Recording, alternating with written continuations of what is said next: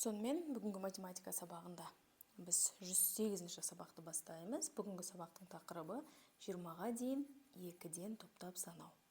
Яғни бүгін сен осы 20-ға дейінгі сандарды 2-ден топтап санауды үйренетін боласың. Енді алдымен бірінші тапсырмаға қарай қой. Сыныпта неше бала бар? Жұптап сана дейді. Суретке назар аудар. Суретте нені көріп тұрмыз? Суретте біз сыныпты, сосын сыныпта кімдер отыр? Сыныпта оқушылар отыр. Бұл тапсырмада осы оқушыларды жұптап сана дейді. Алдымен осы жұп деген сөздің мән мағынасын ашып алайық. Жұп дегеніміз былайша айтқанда екі адам. Қарапайым тілде айтқанда екі адам. Орысша біз бір пара деп айтамыз, екі адам. Енді бізге осы 2-2-ден жұптап сана дейді. Енді сандарға жекелеп тоқталып өтейік. Жұп сандар дәл 2-ге бөлінетін сандар. Мысалы, біз 1-ді тең де 2-ге бөле алмаймыз. Ал 2-ні біз тең де 2-ге бөле аламыз.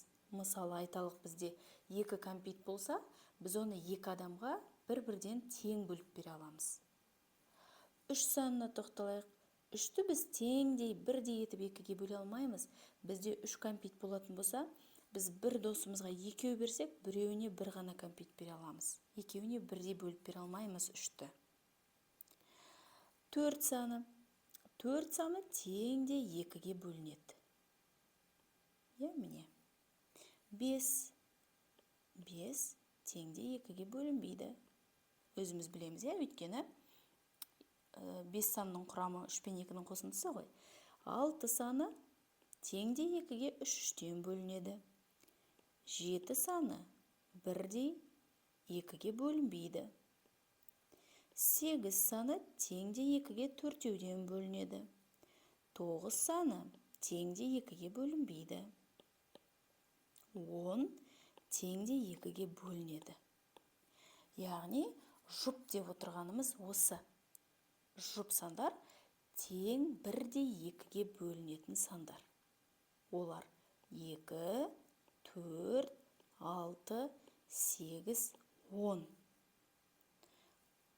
Міне, біздің бүгінгі тақырыбымыз осы. Осы жұп сандармен сана дейді балаларда. Ендеше 2-2-ден санаймыз. Сонымен кеттік. Мында 2 оқушы, 2 оқушыға тағы 2 қосамыз. 4, 4-ке 2 қосамыз. 6, 6-ға 2 қосамыз. 8, дәл осылай тағы 2-ні қоса отырып санаймыз. 10, 12, 14, 16. Яғни тек қана мына жұп сандармен санап шығады екенбіз. Сонымен төмендегі ережеге назар аудара ғой. Жұптап санау дегеніміз, біз жұп сандардың не екенін білдік қой, мұнда мен түсіндіріп өттім, Жұптап санау дегеніміз, осы санау барысында бір-бір сандан қалдырып санау. Яғни тақ сандарды біз қалдырып отырамыз да, тек қана жұп сандармен санаймыз. Мысалы, 1 тақ сан, оны қалдырып кетеміз. 2 жұп сан, оны айтамыз. 3 тақ сан, оны қалдырып кетеміз. 4 деп санаймыз. 5-ті мұнда санамаймыз, 6-ны санаймыз, өйткені 6 жұп сан, 7-ні санамаймыз, 8-ді санаймыз. Сонда жұптап санау дегеніміз бір сан қалдырып отырып, тек жұп сандарды атау. 2, 4, 6, міне 3-тен бөлінеді, 8, 10, 12, 14, 16, 18, 20 деп кете береді. Жұптап санау дегеніміз осы міне. Келесі тапсырмаға қарайық. Келесі тапсырма екінші тапсырма. Екінші тапсырмада былай дейді. Суреттерге қарай отырып, өзара байланысты теңдіктер құрастыр дейді. Ендеше, бірінші суретке назар аударайық. Бірінші суретте, жалпы суретте шиелер берілген, қызыл және сары түсті. Осы шиелерді санай отырып, біз өрнектер құрастыратын боламыз. Ендеше бірінші суретте неше қызыл шие бар? Санай ғой. 1, 2, 3, 4, 5, 6, 7, 8, 9, 10. Немесе жұптап санасақ та болады, 2, 4, 6, 8, 10 деп. Ал сары шиенің саны 3. Енді осы 10 мен 3-ті қоса отырып, барлық шиенің санын табамыз. 13.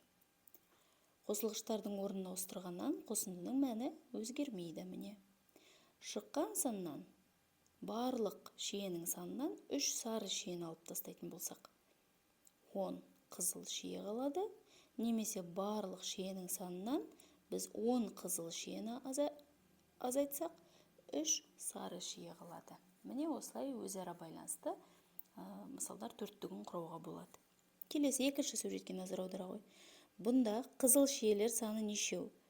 2, 4, 6, 8, 10.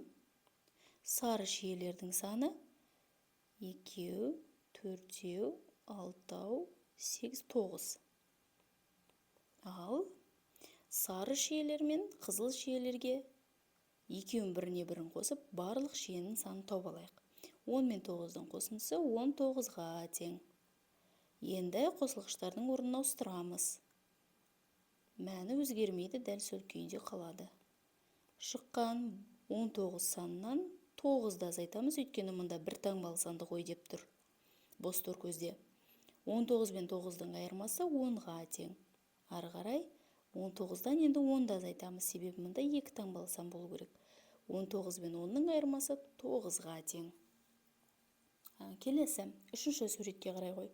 Мұнда да алдындағыда есептегеніміздей 10 қызыл шие және 1 сары шие бар. 10 мен 1-дің қосындысы 11-ге тең. Қосылғыштардың орнын ауыстырғанмен оның мәні өзгермейді. Енді шыққан саннан біз қосылғыштардың бірін азайтатын болсақ, келесі қосылғыш шығатынын ескере отырып, ары қарай орындаймыз. 11-ден мұнда енді 10-ды азайтамыз, мәні 1-ге тең. Және соңғы суретте 10 және 2, 4, 6, 7. 17 шие бар екен білеміз. 10 қызыл шиеге 7 сары шиені қосамыз. Барлығы 17 шие.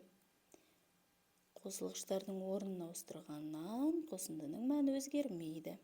Шыққан барлық 17 шиеден 7 сары шиені азайтсақ, мәні 10-ға тең болады. Шыққан 17-ден 10 қызыл шиенің санын азайтсақ, мәні 7-ге тең болады. Міне осылай өзара байланысты теңдіктер құрастырдық. Келесі тапсырма бізде үшінші тапсырма. Үшінші тапсырма жазбаша орындалады. Сөз есептер, яғни мәтіндік есептерге байланысты. Ендеше тапсырманың берілгенін оқып алайық алдымен. Есеп құрастыр. Яғни мына сызба бойынша біз өзіміз есеп құрастыруымыз керек. Есепті жазу тәсілдерінің бірін таңда, оны шығар дейді. Ендеше қазір біз дәптерге осы есепті шығаратын боламыз. Біріншісін мен мұнда шығарайын. Мұнда біз өзіміз кез келген есепті құрастыра аламыз. Айталық, Айжан дүкеннен 10 қарындаш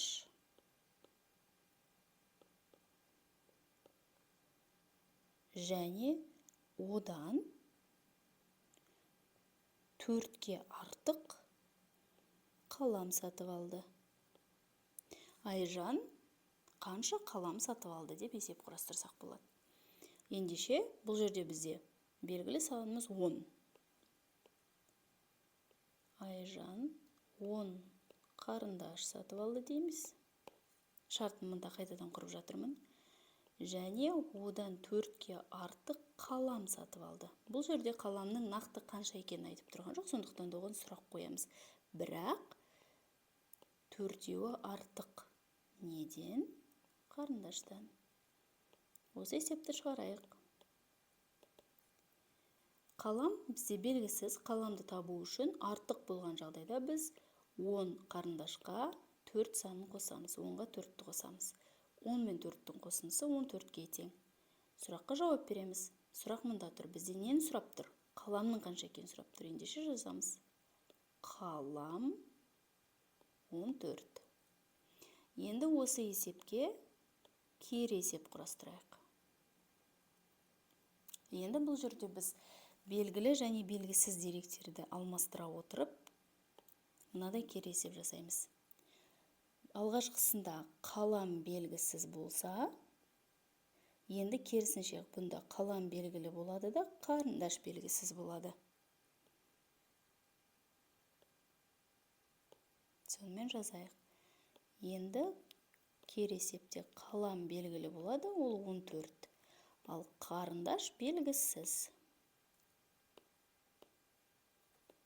Қарындаш белгісіз.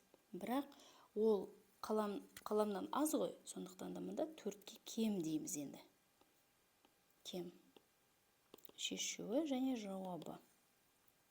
Кем болған жағдайда біз санның азаятындығын түсініп тұрмыз. Демек, біз азайту амалын қолданамыз. 14-тен 4-ті азайтсақ, мәні 10-ға тең болады. Сұраққа жауап береміз. Қарындаш қанша деген болады? Не есептің сұрағында? Ендеше жазамыз қарындаш 10. Міне бұл екі есеп өзара кері есептер. Себебі мұнда біріншісінде қалам белгісіз болса, екіншісінде қарындаш белгісіз. Біріншісінде артық ұғым болса, екіншісінде кем ұғым бар. Сондықтан да бұл есептер бір-біріне өзара кері болып табылады. Және соңғы тапсырма, 4-ші тапсырма. Өрнектердің мәнін тауып, жидектердің атауларын оқы дейді.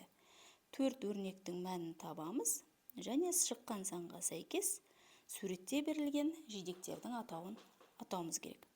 Ендеше алғашқы өрнегіміз 50 азайту 20. 50 мен 20-ның айырмасы, бұл жерде біз ондықтардан ондықтарды азайтамыз ғой. Бір таңбалы сандарды қосып азайтуды меңгердің. Ендеше 5 ондықтан 2 ондықты азайтасың, 3 ондыққа тең. 3 ондық дегеніміз бұл 30. Ары қарай кеттік. 80 мен 30-дың айырмасын табу үшін 8 ондықтан 3 ондықты азайт. 8 ондық пен 3 ондықтың айырмасы 5 ондыққа тең. 5 ондық дегеніміз ол 50. Ары қарай 12 мен 3-тің қосындысын табу үшін біз ондықты есептемейміз, оны есте ұстап тұрамыз және бірліктерге бірліктерді қосамыз. 2 мен 3-тің қосындысы 5-ке тең. Демек, мәні 15. Ең соңғысы 20 азайту 7. 20 дегеніміз ол 2 ондық екенін білеміз 10 оннан. Алғашқы ондықты біз есептемейміз, оны есте ұстап тұрамыз және 10-нан 7-ні азайтамыз, мәні 3-ке тең. Демек, мұнда жауап 13. Ендеше, сонымен 30 жауабы шыққан. Бізде мұнау құлпынай екен. Мәні 30-ға тең болған өрнек. Келесі, мәнінде 13 шыққан. Бұл бізде міне қарақат. Мәні 50-ге тең. Таңқурай. Міне таңқурай. Және мәні 15-ке тең. Бұл бізде қарлыған деген жидек екен. Міне, оқулықта 108-ші сабаққа берілген тапсырмалар осындай. Енді жұмыс дәптеріне көшейік.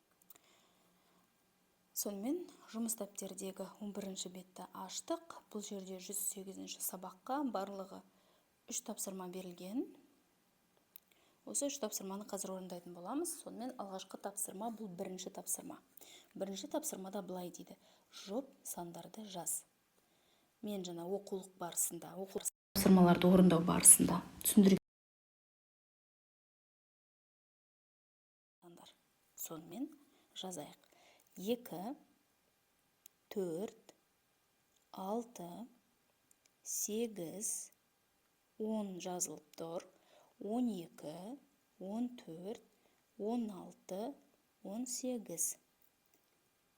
Міне, жазып шықтық. Бұл жерден біз нені түсіндік. Қалай қорытындылаймыз? Жасыл түспен берілген бұлар жұп сандар, екіге теңдей бөлінетін сандар, ал қызғылт түспен берілген бұлар тақ сандар. Олар екіге теңдей бөлінбейді себебі. Келесі екінші тапсырма. Алдыңғы сандарды жаз дейді. Яғни мұнда көрсетілген сандардың алдында, яғни оған дейін тұрған сандарды жазып шығамыз.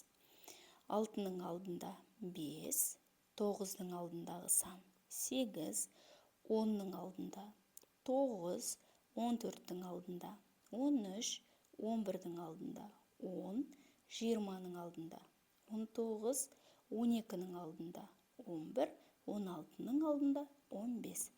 Және мұнда алдыңғы сандар болса, енді кейінгі сандар. 2-ден кейінгі сан 3, 7-ден кейін 8, 5-тен кейін 6, 10-нан кейін 11, 16-дан кейін 17, 14-тен кейін 15, 17-ден кейін 18, 15-тен кейін 16. Міне тапсырмалар күрделі емес, өте оңай, сондықтан да жылдам орындап жатырмыз. Үшінші тапсырмада былай дейді. Екі фигурадан қоршапсыз. Әрбір қатарда неше жұп болады? Біз төменде берілген мұна геометриялық фигураларды екеуден қоршап сызамыз. Сол кезде неше жұп болатынын табамыз әр қатарда. Мынау бірінші қатар, мынау екінші қатар. Сонымен бірінші қатардағы фигураларды екі-екіден қоршайық. Міне екеуден жұп жасап жатырмын мен.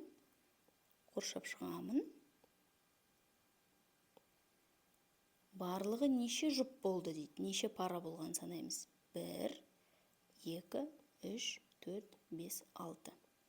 Барлығы мұнда 6 жұп. Келесі. Екінші қатардағы фигураларды дәл солай екі-екіден жұптаймыз. Міне, санайық. 1, 2, 3. Екінші қатарда барлығы 3 жұп бар екен. Міне 108-ші сабаққа берілген оқулықтағы және дәптердегі тапсырмалар осындай. Келесі 109-ші сабақта кездескенше.